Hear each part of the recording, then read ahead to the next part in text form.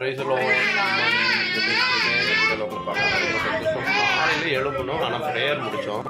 ஆனால் ஒரு ஃபங்க்ஷன்றதால விருதாச்சலத்துலேருந்து வேறு ஒரு கிராமத்துக்கு போகணும். அதனால் பரங்கப்பேட்டையிலேருந்து நாங்கள் விருதாச்சலம் ட்ரெயினில் போயிட்டுருக்குறோம். அதனால் இன்றைக்கி வாக்கிங் போகல.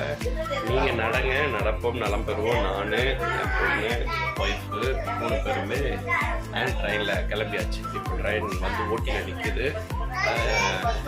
இன்றைக்கி எதை பேசலாம், எதை பற்றி பேசலான்ட்டு அப்படி யோசிக்கும்போது ஒன்றும் இல்லை, சில வருஷத்தை சொன்னாலே ஞாபகம் வந்துடும். இந்த வருஷத்தை சொன்னாலே இன்னார் பிறந்த நாள், இந்த வருஷத்தில் இவங்க பிறந்திருக்கிறாங்கன்னு ஒரு ஞாபகம் இருக்கும். சில வருஷங்கள் பாருங்க, 1947 சுதந்திரம், 2004 உடனே அதில் எது ஞாபகம் வரும்னா சுனாமின்றது ஞாபகம் வரும். 2019, 2020 கொரோனா ஞாபகம். நான் சொல்கிறேன், இந்த 2025 உங்கள் ஆண்டவர் ஆசீர்வதிச்சாரு. இந்த வருஷம் நல்ல செழிப்பான வருஷமாக இருந்துச்சு அப்படின்ற அளவுக்கு நம்ம வாழ்க்கையில் ஒரு பெரிய மாற்றத்தை தருவதற்கு தேவன் நல்லவராக இருக்கிறாரு.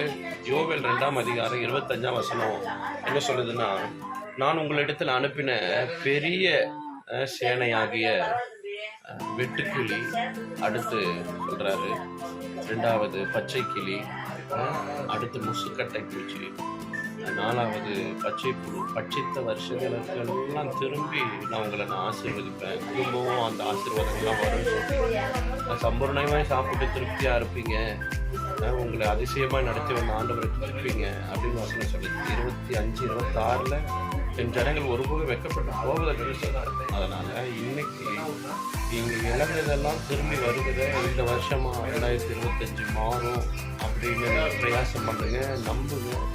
இந்த வருஷம் உங்களுக்கு ஒரு அடையாளமான வருஷமாக சொல்லி உங்களை நான் வாழ்த்தி உங்களிடமிருந்து நாங்கள் விடைபெறுகிறோம்.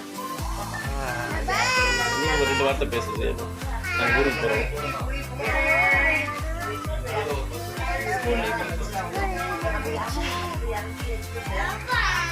அவ்வளோதான் பேச்சு. பாபா.